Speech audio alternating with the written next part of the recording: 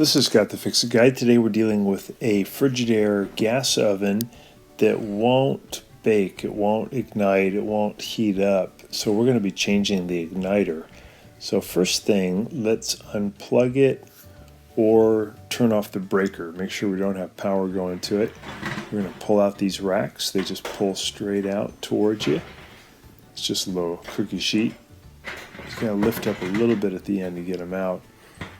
And then we're going to remove a couple of standard head screws in the back left and back right corners.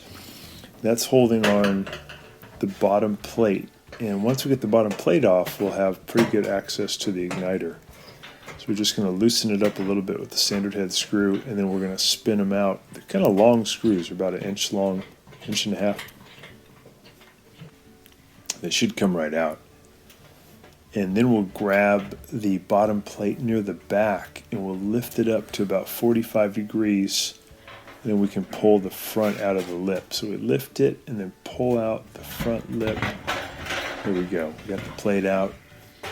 And then this rusty looking thing is the heat deflector. We have one little nut holding it on, so we loosen it with the pliers, spin off the nut, and just lift the heat deflector off.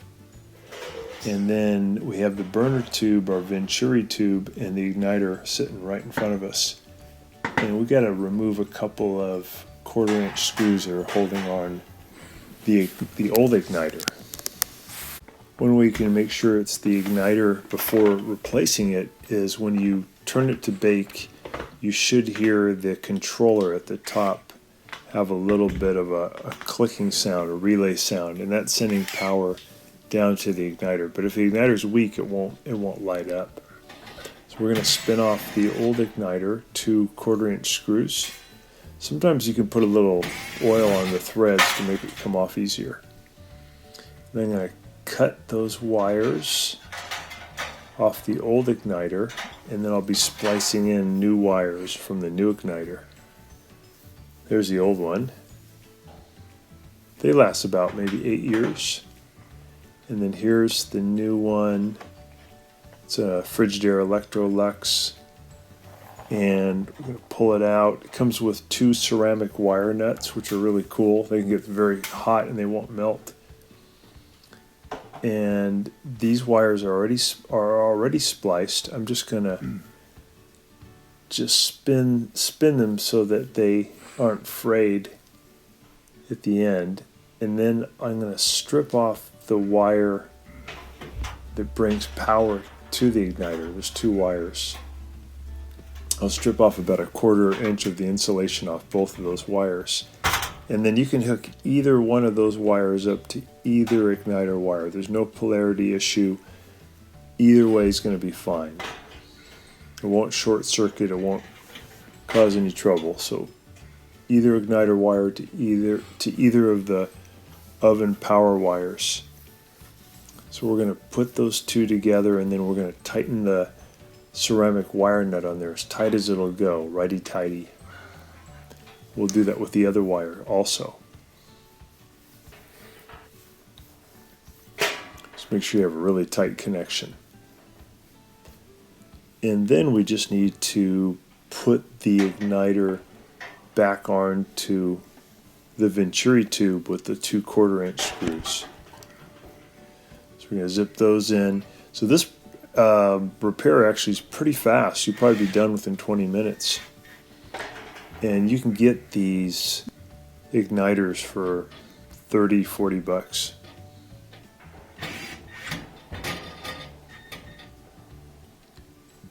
We're going to show the part number for this here at the end of the video. So I'm just going to tuck away those wires, kind of get them out of the way so they're not interfering with the broiler pan. I'm going to set it for bake, and then we're going to watch the igniter. Within about 60 seconds, we should see it start to glow hotter and hotter, eventually from red to orange to yellow to white hot, and then we should see the gas flow in and ignite. So it should be within about a minute. There we go. There's our ignition. Nice blue flame. So it's going to bake really good again. It's going to light quickly. There's going to be no gas smell. And that's how easy it is to do that repair. Also allows it to bake more evenly. So once it cools off here, we turned it off, we're going to put the heat deflector back on. And we'll put that little nut back on there too to hold it. Those heat deflectors are usually really rusty, but that's okay. They don't really, the rust doesn't really cause any trouble. They're just used to dissipate the heat so that the heat doesn't go straight up in the very middle of the oven, but spreads it out. So tighten that up, and then we'll put in the bottom plate. We're going to come in at 45 degrees. Back is up 45 degrees, so we can get the front lip in there, and then we'll set it down. We'll take those two screws and spin them in by hand, and then we'll tighten them up with the standard head screwdriver.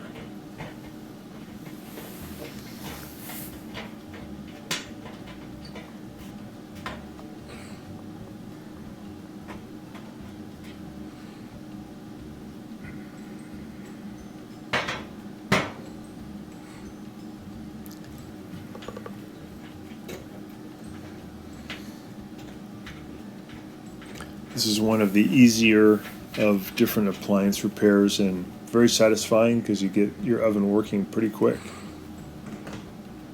And we're just going to put, oh, here's the part number for this. Is a generic bake and broil igniter for most gas ovens. The GE ovens are a little bit different, but most of them use this flat igniter. The GE oven uses a round igniter. So we're just going to put the racks back in,